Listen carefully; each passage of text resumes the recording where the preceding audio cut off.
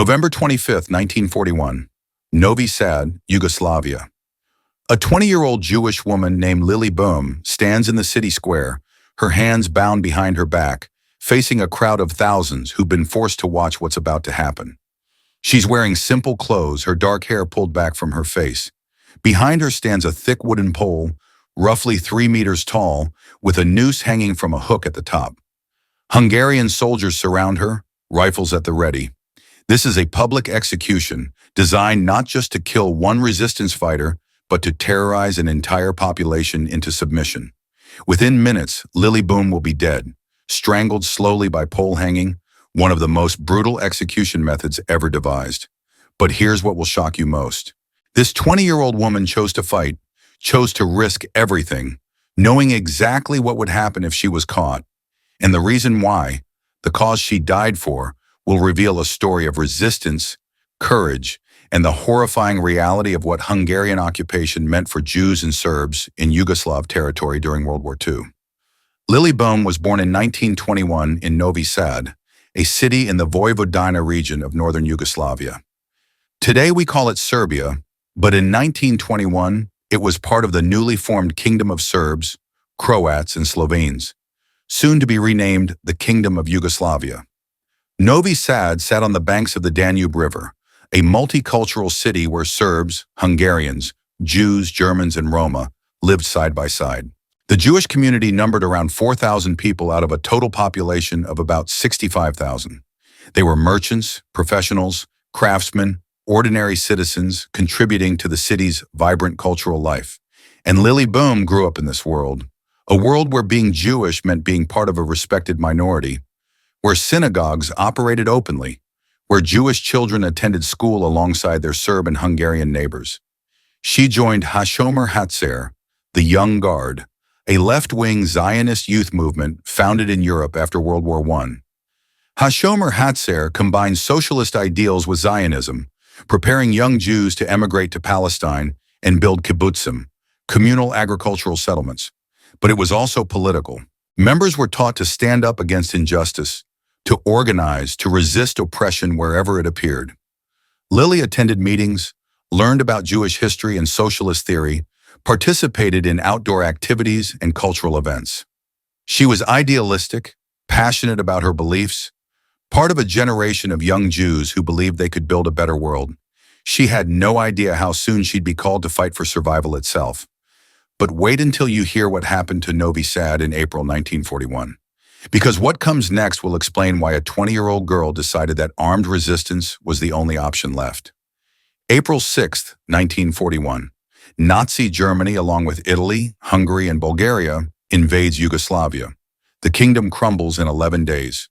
By April 17th, Yugoslavia has surrendered, and the country is carved up among the Axis powers.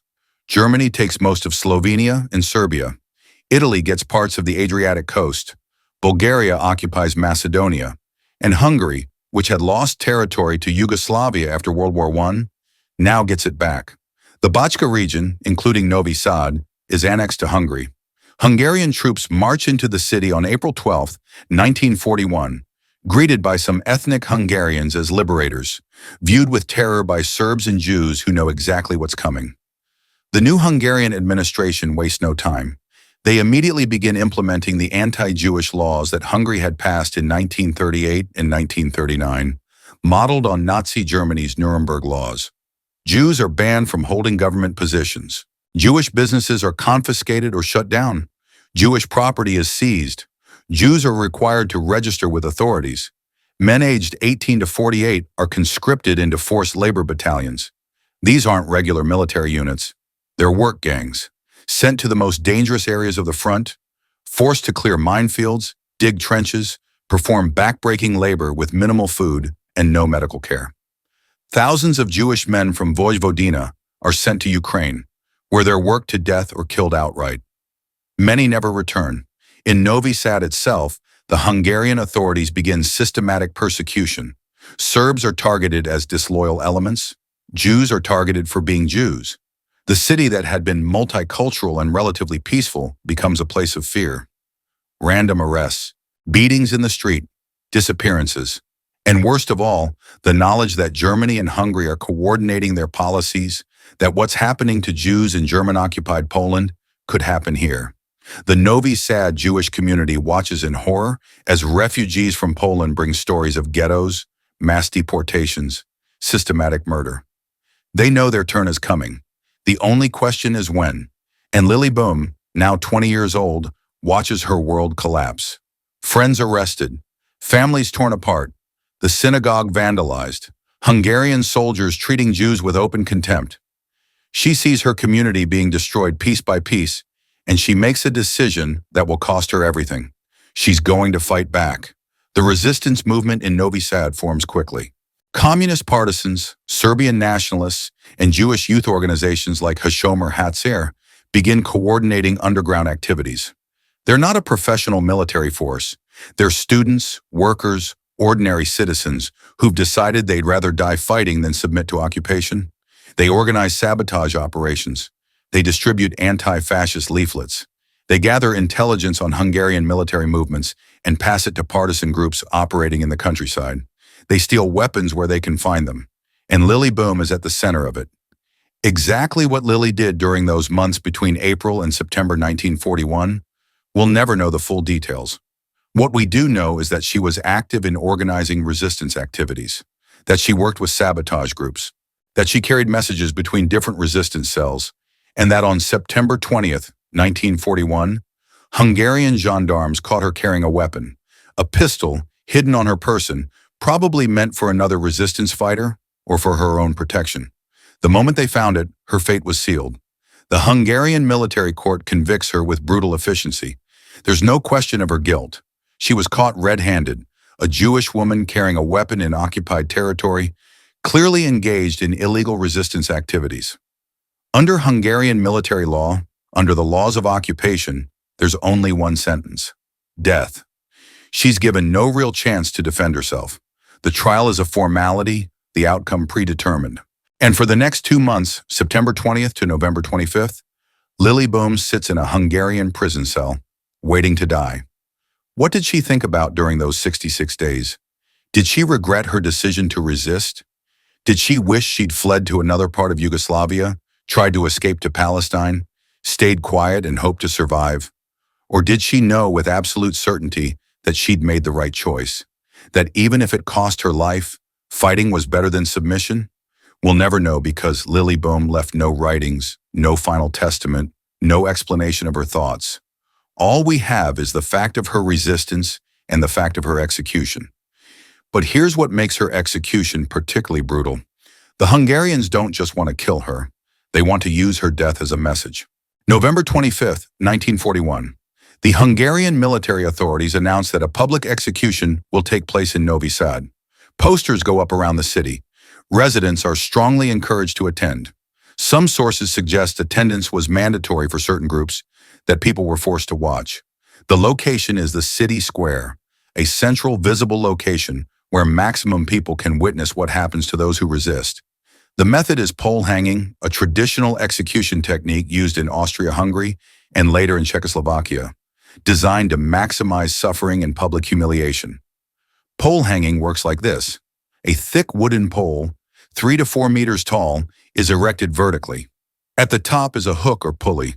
The condemned is brought to the pole, hands bound. A noose is placed around the neck and attached to the hook. Then the condemned is forced to stand on a small platform or held up by guards. When the support is removed, the condemned drops a very short distance, not enough to break the neck, just enough to tighten the noose around the throat. Death comes by slow strangulation, not by a broken neck. The condemned remains conscious for several minutes, struggling for air, body convulsing, dying in full view of the crowd. It's designed to be horrifying. It's designed to break the spirit of anyone watching. It's designed to send a message. This is what happens when you resist us. Thousands of people crowd into Novi Sad Square that morning. Some are there because they support the Hungarian occupation, because they want to see a resistance fighter executed. Others are there because they're forced to attend. Still others come because they knew Lili, because they want to bear witness to what's being done to their community, because they refuse to let her die alone and forgotten. The atmosphere is tense.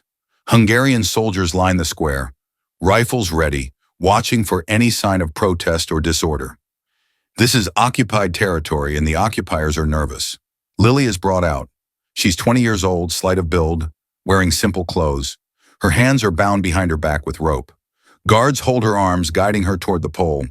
And according to the few accounts that survive, she walks with her head held high. She doesn't beg. She doesn't cry. She doesn't give the Hungarians the satisfaction of seeing her break.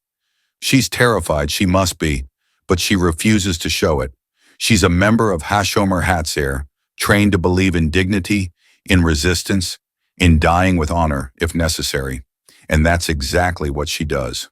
The guards position her at the base of the pole. A Hungarian military officer reads the sentence. Lili Böhm, convicted of carrying weapons and engaging in sabotage against Hungarian military forces, sentenced to death by hanging. The reading is brief. The Hungarians aren't interested in drawn-out ceremony. They want to execute her and get the message across. The executioner approaches. He's probably a soldier, not a professional hangman. He places the noose around Lili's neck, positioning it carefully. Unlike a standard hanging where the knot is positioned to snap the neck cleanly, the noose for pole hanging is positioned to strangle slowly. The rope is rough hemp, coarse against her throat. The executioner checks that it's secure, that it's attached properly to the hook at the top of the pole. Everything is ready.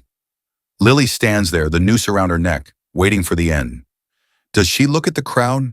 Does she see friends, neighbors, people she grew up with? Does she see the Hungarian soldiers watching with satisfaction? Or does she keep her eyes forward, focused on something beyond this moment, beyond this square, beyond her own death? The order is given. The support is removed. Lili's weight drops onto the noose. The rope tightens instantly around her throat, cutting off air, cutting off blood flow to her brain. Her body's instinct takes over, legs kicking at nothing, trying to find solid ground that isn't there. Her bound hands strain uselessly against the ropes. Her face begins to turn red, then purple as oxygen deprivation sets in. Her mouth opens, gasping for air that can't reach her lungs. This is the horror of pole hanging. Unlike a proper long drop hanging, where death comes in seconds from a broken neck, pole hanging victims remain conscious for minutes. They feel everything. The crushing pressure on their throat, the desperate need for air, the growing darkness as their brain shuts down. Witnesses later report that Lili struggled for several minutes before she lost consciousness. Several minutes of agony, of slowly suffocating, dying in front of thousands of people who are being forced to watch. The Hungarian guards stand nearby, making sure nobody tries to intervene, making sure the crowd sees every second of her death. This is the message they want to send. Resist us, and this is what happens to you. Finally, mercifully, Lili stops moving. Her body hangs limp from the pole, head tilted to one side where the noose has pulled it. Her face is discolored from asphyxiation. Her eyes are open, unseeing. The executioner waits to ensure she's dead, then signals to the guards. They cut her body down and remove it from the square. Photographs are taken by Hungarian military photographers. They want to document this execution, want to use it for propaganda purposes. One of these photographs survives to this day, showing Lili's body hanging from the pole with Hungarian soldiers standing guard around it. It's a chilling image, made more chilling by the knowledge that this was a deliberate public spectacle, designed to terrorize an entire population. The crowd disperses slowly, silently. What do you say after witnessing something like that? How do you process watching a 20-year-old woman strangled to death in the public square? For the Jewish community of Novi Sad, for the Serbs who opposed Hungarian occupation, Lili's execution is a trauma that will never fully heal. She's the first, but she won't be the last. Because what happens next in Novi Sad will make Lili Böhm's execution look like a prelude to something far worse. January 21st to 23rd, 1942. Just 2 months after Lili's execution, Hungarian military and gendarmerie forces launch what becomes known as the Novi Sad raid. The official pretext is hunting for partisans, for resistance fighters like Lili, who are hiding in the city. The reality is something far darker. It's systematic massacre. For 3 days, Hungarian forces round up Serbs and Jews in Novi Sad and surrounding villages. They're taken to the Danube riverbank, where the river is frozen solid. Holes are cut in the ice. Victims are forced to strip naked in temperatures of 20 degrees below zero. Then they're shot and their bodies thrown into the freezing water. In Novi Sad alone, approximately 1,300 people are murdered. About 800 Jews, about 500 Serbs, women, children, elderly people. Entire families wiped out. Across the broader Bachka region, between 3,000 and 4,000 civilians are killed in the space of a few weeks. The massacre is so brutal, so blatant, so clearly targeted at civilians rather than combatants, that even the Hungarian government in Budapest is forced to respond. By 1943, they've launched an investigation. Military trials are held. Some of the commanding officers are convicted. But then Germany occupies Hungary in March of 1944, and the convicted officers escape to Germany, where Hitler gives them asylum. They return to Hungary with the German forces and participate in the final deportation of Hungarian Jews, including the remaining Jews of Novi Sad, to Auschwitz. Lili Böhm died 2 months before the Novi Sad raid. She never saw the full horror of what Hungarian occupation would mean for her community. But she understood enough. She understood that Jews and Serbs were being targeted. She understood that the Hungarians, backed by Nazi Germany, were implementing policies that would lead to genocide. And she chose to resist, knowing it would cost her life. She chose to carry a weapon, to organize sabotage, to fight back against overwhelming odds. And when she was caught, she chose to die with dignity rather than beg for mercy from people who had none. Her execution serves as a symbol of Jewish resistance in Yugoslavia, a resistance that's often overlooked in histories of World War II. We hear about the Warsaw Ghetto Uprising. We hear about partisan movements in Poland and the Soviet Union. But Yugoslav Jewish resistance, the thousands of young Jews who joined Tito's partisans or formed their own resistance cells, their story is less well known. Lili Böhm represents all of them. She represents the choice to fight rather than submit, the choice to die on your feet rather than live on your knees, the choice to resist even when resistance seems hopeless. After the war, Yugoslavia honors partisan fighters as heroes. Streets are named after resistance members. Monuments are erected. But Lili Böhm's specific story fades somewhat from public memory. She's remembered in Yad Vashem, the Holocaust memorial in Israel, where her name is recorded among the victims. She's remembered by historians studying Jewish resistance, but she never becomes as famous as other resistance fighters, perhaps because her act of resistance, carrying a weapon, seems small compared to larger partisan operations. Perhaps because she died so early in the war, before the major resistance movements gained momentum. Perhaps because the horror of the Novi Sad raid 2 months later overshadowed everything that came before it. But here's why Lili Böhm's story matters. Because she represents the moment when ordinary people decide they've had enough. The moment when the risks of fighting become preferable to the certainty of submission. She was 20 years old. She could have tried to flee. She could have kept her head down and hoped to survive. Many Jews in Novi Sad did exactly that, and most of them died anyway when the Germans took direct control in 1944 and deported the remaining Jewish population to Auschwitz. Lili chose differently. She chose to make her life count for something. She chose to fight, even knowing she'd probably die. And when she was caught, she chose to face her execution with courage. The method of her execution, pole hanging, tells you everything about how the Hungarian occupiers viewed resistance. They didn't just want to kill her. They wanted to humiliate her. They wanted to make her death as public and as horrible as possible. They wanted to break the spirit of anyone who might consider following her example. But pole hanging, for all its brutality, has a strange quality. The condemned dies slowly, yes. Suffers terribly, yes. But they die standing upright, not bent or broken. They die vertical, not horizontal. And there's a symbolism to that, intentional or not. Lili Böhm died on her feet, literally and figuratively. She died standing up to fascism. The photograph of her execution that survives shows her body hanging from the pole with Hungarian soldiers standing guard. It's been used by historians studying the Hungarian occupation of Yugoslavia. It's in the Yad Vashem archives. And it's a difficult image to look at, not just because it shows a young woman's corpse, but because of the utter casualness of the soldiers around her. They're just standing there, rifles slung over shoulders, as if guarding a dead partisan is routine duty. which by November 1941, it probably was. Europe was already deep into the Holocaust. Mass executions were happening across German-occupied territories. The Hungarian occupation of Bachka, while not as systematically murderous as German occupation elsewhere, was still brutal enough that executing a 20-year-old Jewish resistance fighter barely merited notice. But we notice now, we remember now, because Lili Böhm's story forces us to confront uncomfortable questions about resistance and collaboration, about who fights and who submits, about the price of standing up to evil. Would you have done what she did? If you were 20 years old, watching your community be destroyed, seeing your neighbors arrested and deported, knowing that worse was coming, would you have joined the resistance? Or would you have tried to survive by keeping quiet, hoping the storm would pass? There's no right answer to that question because we can't know what we do until we're actually facing that choice. What we can do is honor those who made the choice to resist, even when resistance was futile, even when it cost them everything. Lili Böhm died on November 25, 1941, in Novi Sad, strangled by pole hanging in front of thousands of witnesses. She was 20 years old.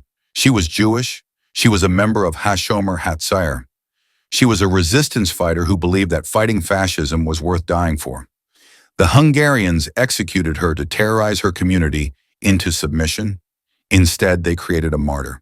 Because while they could kill Lili Böhm, they couldn't kill what she represented. They couldn't kill the idea of resistance. They couldn't kill the spirit of people who refused to submit to tyranny. Within months of her execution, Jewish and Serb partisans from Novi Sad and surrounding areas were joining Tito's communist partisan movement in large numbers. They fought throughout the war, tying down Axis forces, liberating Yugoslav territory, contributing to Germany's eventual defeat. Many of them died just like Lili, but many survived, and when the war ended, they helped build a new Yugoslavia, one where fascism had been defeated. Lili didn't live to see that victory, but her sacrifice was part of what made it possible. Today, the city where Lili died is called Novi Sad, Serbia. The Danube still flows past its shores, the same river where 1,300 victims of the Novi Sad raid were murdered and thrown under the ice. A memorial stands on the riverbank, honoring those victims. It's a bronze sculpture called Family, showing human figures with children, commemorating the civilians murdered by Hungarian forces. There's no specific memorial for Lili Böhm at the execution site, no plaque marking where she died, but her memory survives in the historical record, in the Yad Vashem archives, in the stories passed down by survivors and their descendants. And perhaps that's fitting, because Lili wasn't fighting for monuments or fame. She was fighting because it was right, because her community was being destroyed and someone had to resist, because living under fascist occupation, watching your people be murdered and doing nothing was unacceptable to her. She made a choice. She knew the consequences, and when those consequences came, she faced them with courage. The brutal method of her execution, pole hanging, was designed to inspire terror. Instead, it should inspire us, not to glorify death or martyrdom, but to recognize the courage it takes to stand up to overwhelming evil. To understand that resistance isn't always successful, isn't always rewarded, but is sometimes necessary anyway. To remember that during the darkest period of human history, there were people like Lili Böhm who chose to fight rather than submit. Never forget the 4,000 civilians murdered in the Novi Sad raid. Never forget the millions of Jews murdered in the Holocaust. Never forget the countless resistance fighters, Jewish and non-Jewish alike, who died fighting fascism. And never forget that every one of them was a person, not just a statistic. They had names, families, dreams, futures stolen from them. Lili Böhm was 20 years old. She should have lived to see the war end, to see justice done, to build a life in whatever future she chose. Instead, she died strangled in a public square, killed by people who saw her as subhuman, as a threat to be eliminated. But they were wrong. Lili Böhm wasn't subhuman. She was profoundly human. She cared enough about her community to risk everything. She believed in something larger than herself. And when the ultimate test came, when she faced her execution, she didn't break. That's not weakness. That's strength. That's courage. That's exactly what the fascists feared most. People who couldn't be broken, who would rather die than submit. So when you see that photograph of Lili Böhm hanging from the pole, guarded by Hungarian soldiers, don't look away. Witness it. Understand it. Let it remind you of what fascism does to those who resist it. Let it remind you that resistance has always been dangerous, has always required sacrifice, has always cost some people everything. And let it inspire you to ask yourself, what would I be willing to sacrifice for what I believe in? What would I risk to protect my community? Where is my line? Because the conditions that created the need for Lili Böhm's resistance, they can occur again. Anytime a government begins targeting minorities, anytime occupation forces terrorize civilian populations, anytime fascism rises and people have to choose between submission and resistance, the specifics change, but the fundamental choice remains the same. And how we answer that choice defines who we are. What other buried stories from history should we uncover? What lessons must we learn from those who resisted fascism at the ultimate cost? Let us know in the comments below, and subscribe for more historical truths that will challenge everything you thought you knew about courage, resistance, and the price of freedom. Because the real lesson of Lili Böhm isn't about one execution in one city in 1941, it's about the eternal struggle between tyranny and freedom, between submission and resistance, between those who accept evil and those who fight it no matter the cost.